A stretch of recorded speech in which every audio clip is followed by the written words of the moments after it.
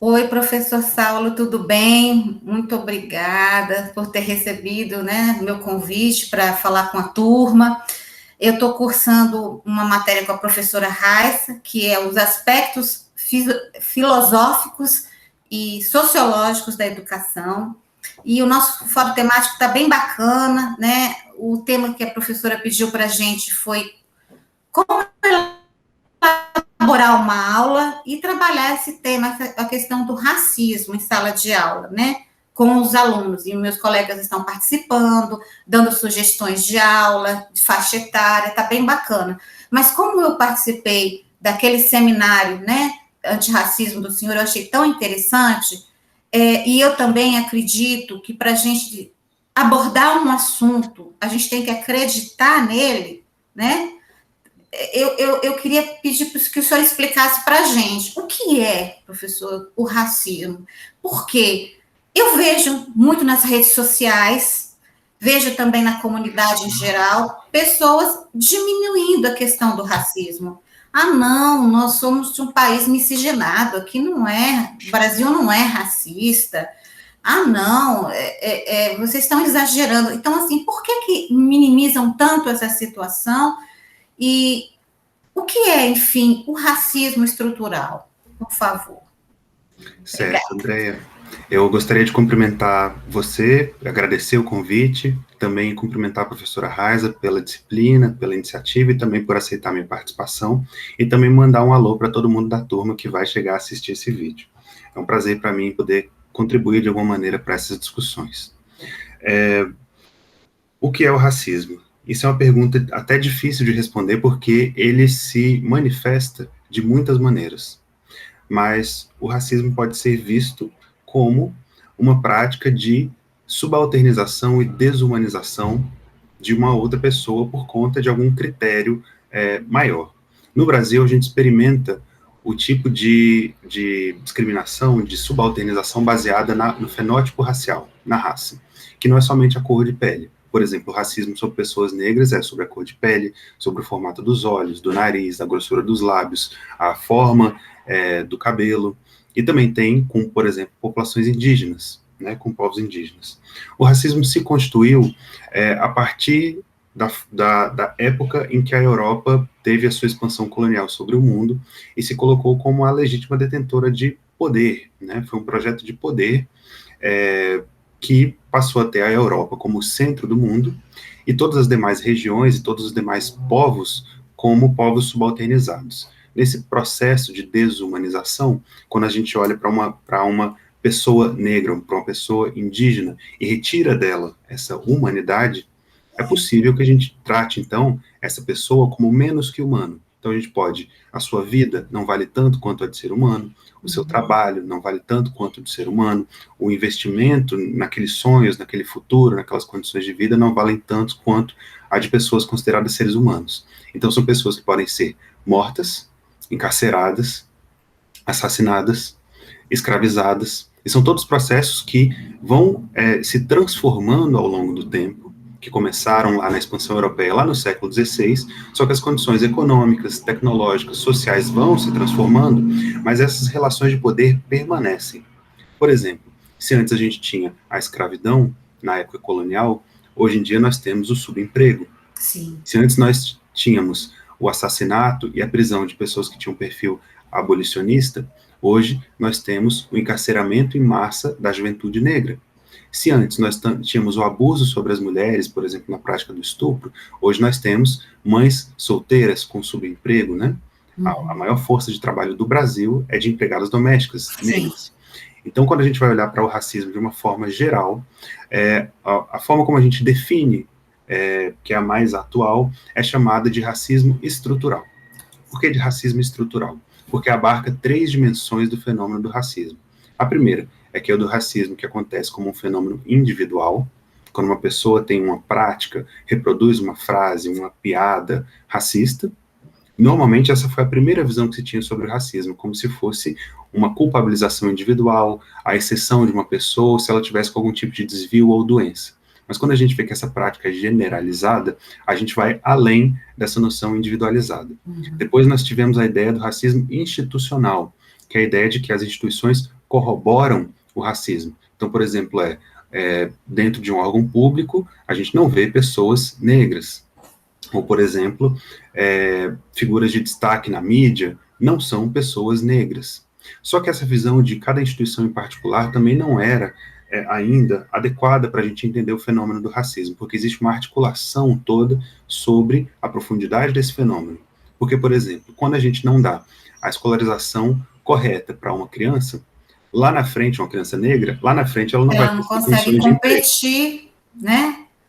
E aí ela não conseguindo condições de emprego, não vai ter uma moradia, segurança alimentar, não vai conseguir lutar por um saneamento básico, não vai ter consciência de seus direitos políticos. Então, é uma associação de fatores que nos faz ver o racismo como um fenômeno complexo. E vai estar sempre perpetuando, sempre estando naquela condição, né? Exato, de ordem econômica, cultural, simbólica, e a gente ainda tem muitas manifestações do racismo, né, dentro dessa ideia de racismo estrutural. Racismo ambiental, racismo religioso, racismo recreativo, e assim por diante. Então, o fenômeno do racismo é muito complexo e a melhor forma é a gente ver como um racismo estrutural. Agora, por que que a gente minimiza o racismo aqui no nosso país? Veja só, um dos teóricos do mundo livre, que é o John Locke, ele defende a ideia de liberdade e propriedade. Ele é um autor que ele é fundamental para a gente entender o mundo como ele é hoje, porque ele fala que quando a gente trabalha sobre algo, esse algo que a gente trabalhou e teve os resultados se torna a nossa propriedade. Isso é uma coisa comum para a gente entender hoje em dia na nossa vida, né? A gente trabalhou, a gente vai receber algo por isso. Sim. Aquilo que a gente compra se torna a nossa propriedade. Só que essa mesma pessoa que defendia um mercado livre e um mundo livre, também era um dos maiores financiadores da Inglaterra da escravidão inglesa sobre os países da África. Isso quer dizer que essa consideração do que é propriedade, do que é o mundo livre, ela nunca passou, de fato, para as pessoas negras. Então, por que a gente minimiza o racismo na história do Brasil? Porque o fenômeno da racialização do mundo, ou seja, antes eram pessoas, comunidades, culturas, etnicidades, nacionalidades. Quando acontece a racialização, são criadas essas nomenclaturas homogeneizantes. A categoria branco é produção da racialização. A categoria negro, a categoria índio, a categoria amarelo são produto dessa racialização. E quando existe essa divisão, tudo que é considerado branco é considerado humano, digno de direito, de consideração, de atenção. E tudo que é considerado pessoas negras, então, são desumanizadas. Quando se minimiza o racismo, a gente faz a mesma operação que o John Locke fez no século XVIII. O mundo livre, o mundo de direito, é o mundo das pessoas brancas, e isso não atinge, isso não conte a estrutura racializada com a subalternização da população negra. E a gente tem várias teorias para explicar isso, como a teoria da harmonia racial. Nós temos a ideia eugenista, que vai ter o melhoramento da população pelo branqueamento na população, né? Então as pessoas não querem se ver como negras, mas querem se ver como mestiças, por exemplo, ou como mulatas, vão inventando uma série de categorias justamente para tirar essa identidade étnico-racial de pessoa negra. Então a gente vai amortizando o lugar da racialização para tentar chegar numa homogeneização, mas que, na verdade, essa ideia universalizante, ela não entra em choque com a subalternização da população negra, infelizmente. E, professor, isso, assim, de forma no indivíduo, né, é muito impactante, já vem da infância. Eu tive uma experiência de contrato temporário, né, na Secretaria de Educação, eu fiz um primeiro curso no CIUB de Letras, e dei aula lá em São Sebastião, e brinquei com 2 aluninhos meus, né, nossa, como vocês são parecidos. Isso me doeu muito, professor, porque eles viraram para mim e falaram assim, professor, porque preto é tudo igual. Uma criança, quinta série, antiga quinta série, hoje quarta, né, 4º ano, e aquilo me doeu. Hoje, na faculdade, eu já tenho uma outra mentalidade, na minha segunda graduação de pedagogia, eu faria de uma forma diferente, com a turma, né, pegaria aquele assunto, claro, não expondo, mas trabalhando num todo. No momento eu fiquei sem saber o que fazer e tentei convencê-lo, que isso, de forma nenhuma, vocês são únicos, eu achei um pouco parecido, também dizem que eu sou parecida com tal pessoa, mas eu saí arrasada dali, e esse sentimento, eu acho que todos deveriam ter, né, porque são crianças, e como nós seremos futuros professores, É essa empatia que o professor tem que ter, porque ainda existe o racismo, ainda existem crianças com uma autoestima baixa, ainda existem crianças que ainda não estão se sentindo pertencentes, né, dignas do direito de estar ali estudando, de falar, de participar, e eu percebo também que algumas pessoas minimizam os sentimentos delas, né, então como nós seremos futuros professores, a minha pergunta é, como, primeiro, como, eu sei que não sei se a minha pergunta vai caber, professor, me explica, tem como desenvolver a empatia? Né? Essa é uma... Porque Não, pode completar. tem como, por exemplo, nos meus colegas, nós temos um grupo lá, todos seremos professores, acho que o objetivo do fórum é esse mesmo, então lá é na gente, né? Como que a gente vai desenvolver? Como que a gente vai se colocar no lugar do outro quando a gente se deparar com uma situação dessa? Como que a gente vai aumentar a autoestima desses meninos? Vocês podem, vocês são capazes, não tem nada a ver essa questão, né? Vocês têm direitos, né? Enfim, eu acho que talvez esse seja o caminho, né? Da escola, de mostrar para eles que eles têm condições. Inclusive, professor, fiquei muito feliz, porque foi no ano 2000, eu encontrei com um deles, lá no Conjunto Nacional, estudante ele era pequenininho nos anos 2000, depois eu encontrei ele estudante de engenharia florestal no UNB. Que maravilha! Eu tenho a foto, depois eu te mostro. Mas é assim, foi uma alegria muito grande, sabe? De ver isso. Então, assim, todo mundo pode, eu acho que o objetivo da escola é esse, é para todos, não importa, né? A religião. E eu acho que são temas difíceis de tocar, parece que existe um tabu, não sei. Né? Então, professor, o que o senhor acha? Como que a gente pode desenvolver a empatia nos professores para eles se colocarem no lugar e fazer dessas crianças, desses jovens, pessoas mais seguras, estudarem, né? Gostarem daquilo que estão fazendo? Certo. Eu acho que são alguns pontos que são muito importantes que você tocou e que são necessários a gente conversar mesmo a respeito deles. São constitutivos da prática de educar, né? Por exemplo, existe um núcleo específico dentro da minha família, que é um núcleo de pessoas brancas, que nesse núcleo específico, a pessoa negra que convive sou eu. Dentro desse núcleo, as crianças têm como referência de pessoa negra somente eu. Então, quando vem, por exemplo, o Gilberto Gil na televisão, é o tio do tio Saulo. Quando vem o Bob Marley na capa do disco, é o pai do tio Saulo. Quando vê todas as figuras, elas estão todas relacionadas a mim, é justamente por essa falta de referências. Então, a gente já começa a olhar que a falta de referências, a falta de experiências, a falta de oportunidades de ver coisas diversificadas, conduz a um pensamento homogeneizante. Então, a gente tem como primeira obrigação, então, ampliar o leque de referências e experiências. Quando as pessoas vão tratar das questões raciais, é muito comum acontecer isso que você está falando sobre minimizar os sentimentos, justamente por conta dessa negação sistemática do racismo no Brasil. É falar assim, não, era só uma brincadeira, não, isso não aconteceu nada demais, não, só fiz uma piada racista, não fui lá e dei um murro na cara dela porque ela é uma pessoa negra, como se isso não atingisse as pessoas. Por quê? Em primeiro lugar, por que isso é grave? Em primeiro lugar, a gente nunca sabe qual é o verdadeiro estado físico-psicológico de uma pessoa. Às vezes só precisa de mais uma gotinha para desencadear em um processo de sofrimento grande, de depressão, pessoas que atentam contra a própria vida, né? Então não dá para a gente minimizar nenhuma prática de racismo.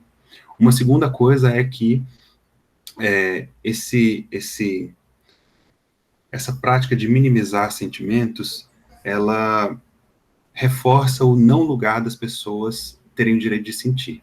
Isso acontece, isso vai reverberar em muitos aspectos. Por exemplo, existe um dado que se chama da violência obstetrícia contra a mulher negra. Sim. Que as mulheres negras têm 50% menos de chance de receberem anestesia no seu trabalho de parto e pré-natal, e recebem até 30% menos de medicamento analgésico contra a dor, porque existe esse estereótipo de pessoa negra forte. O que não se liga para os sentimentos e dores que essas pessoas estão passando.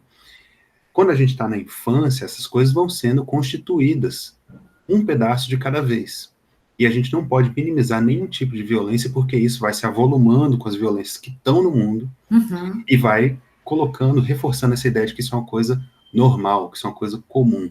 Isso vai fazendo as pessoas sofrerem e normalizarem essas práticas de violência. Então é muito importante a gente ter atenção a isso. Você tocou numa palavra que é importantíssima, que é da empatia, que é da gente conseguir perceber e reagir de uma forma adequada com os sentimentos de sofrimento dessas pessoas. Só que além da empatia, que é de extrema relevância, nós temos que exercitar também a alteridade. A alteridade é a gente tentar perceber o mundo com o lugar da experiência do outro. Então, empatia, a gente reconhecer o sentimento pelo qual a pessoa está passando e saber reagir a esse sentimento, seja de alegria, de sofrimento, de uma forma adequada. Então, se tem pessoas, crianças negras sofrendo, a gente tem que perceber e reagir de uma forma adequada, mas também constitui a atividade educativa a alteridade, que é perceber de que experiência essas pessoas estão falando. Porque aí a gente tem muitas chances de fazer esse componente mais rico, com experiências mais diversificadas dentro das práticas pedagógicas. Por exemplo, se as crianças negras se veem como todas iguais, se a gente fizer um trabalho de resgate das famílias ou de referências negras, elas mesmas vão perceber que não são todas iguais, porque as mães, as tias, os tios, os primos, as primas são completamente diferentes. As histórias dos troncos familiares são diferentes. As referências em atividades que elas podem gostar são diferentes. Por exemplo, muitos jogadores de futebol, para falar o exemplo mais bobo, né, são pessoas negras. E as crianças não as veem como pessoas iguais, porque ali tem nome, tem afeto. E quando elas se veem como iguais... É a estrela deles, né, professor? Exato. O ídolo, né? Exato. E quando elas não se reconhecem da mesma forma que o jogador, é porque elas não se veem dessa forma. Então, a gente tem que recuperar, ou pelo menos apresentar a forma dessa autoimagem, imagem de suas famílias, suas comunidades, como algo que é composto por essa diferença. Levar autores, livros, passar filmes que tenham, né, protagonistas, e tanto do Brasil como de fora, né, levar personalidades, às vezes, para fazer uma palestra na escola, um profissional, quem sabe até o senhor, né, professor, um dia, quando eu estiver numa escola, né, eu vou te levar lá, hein? Eu não recuso nenhum convite, eu já aceitei. Obrigada. Então, professor, e é muito triste, né, porque é dolorido, mas eu tenho esperança, eu acredito na igualdade, né, poxa, meu Deus, o que é um pouco mais de melanina, né, no corpo do outro? Nada, né? Eu fico assim, o senhor queria completar com mais alguma coisa, professor? Tem só mais, acho que mais um ponto, acho que é necessário a gente destacar. A gente tem que entender a formação social, cultural, histórica do nosso país, é por isso que é importante uma disciplina como Filosofia e Sociologia da Educação. A gente tem que entender as fases do desenvolvimento humano, por isso a psicologia do desenvolvimento, as disciplinas de educação infantil, de alfabetização, e a gente tem também que tentar aliar todas essas questões, que não só as questões raciais da população negra, mas territoriais e culturais das populações indígenas, questões LGBTQIA+, os desafios quanto à situação das mulheres, a população do campo, tudo isso não é algo que a gente tem que forçar a barra dentro do cotidiano das escolas e das crianças, isso constitui a nossa vida. A gente só tem que tirar essa trava mental que é criada na gente para poder fazer com que isso, de fato, integre a vida e não fique fechado, não feche a escola e a sala de aula para essas coisas que já compõem a realidade. Um ambiente plural, de respeito acima de tudo, né? Eu não posso levar a minha crença pessoal, né? E a partir daí, não sei, fazer um julgamento. Eu acho muito, enfim, se abrir para isso, né? Para as diferenças, com respeito, ouvir cada um, né? Porque essa questão e como a gente pensa assim, o desenvolvimento humano em relação a esse tipo de ações? Por exemplo, na educação infantil, as crianças estão num processo dialético, se apropriando do mundo e também interferindo nele.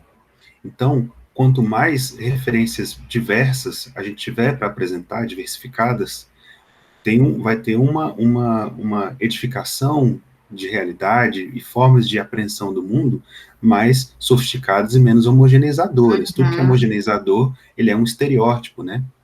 Depois, quando essa atividade de aquisição do mundo já está um pouco consolidada e a gente passa para uma atividade de trabalho com conceitos, com a generalização do mundo, que acontece já quando começam os anos iniciais do ensino fundamental, por exemplo, que ainda é o trabalho de pedagogas e pedagogos, quando a gente vai trabalhar conceitos é muito importante. Então, a gente já pode falar de uma relação mais direta dos conflitos que existem sobre as mesmas palavras. Então, a gente já pode passar a trabalhar, por exemplo, a ideia de raça e suas problemáticas, né? Então, são etapas diferentes do desenvolvimento humano, da educação e suas exigências, mas todas elas existem formas adequadas para a gente trazer referências para esses e outros debates. Ai, que ótimo, professor. Te agradeço muito a sua disponibilidade, tá? E, enfim, só tenho a agradecer mesmo. E só falar que eu sou fã do senhor. Eu que agradeço o convite. Obrigado, Andréia. Obrigado também a professora Raiz e a turma. Foi um prazer. Bom, professor. Eu que agradeço, viu? Bom fim de semana. Fica com Deus. Tchau, tchau. Para você também.